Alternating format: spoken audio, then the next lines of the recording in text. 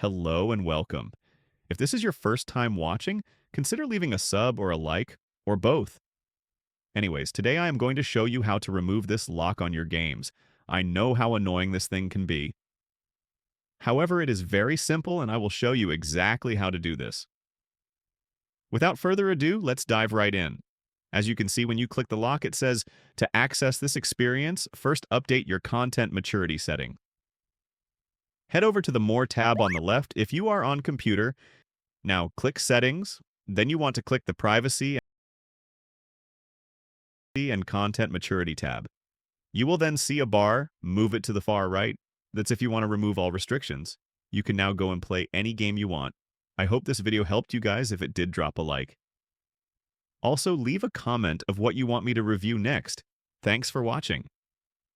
And always, I will see you in the next one.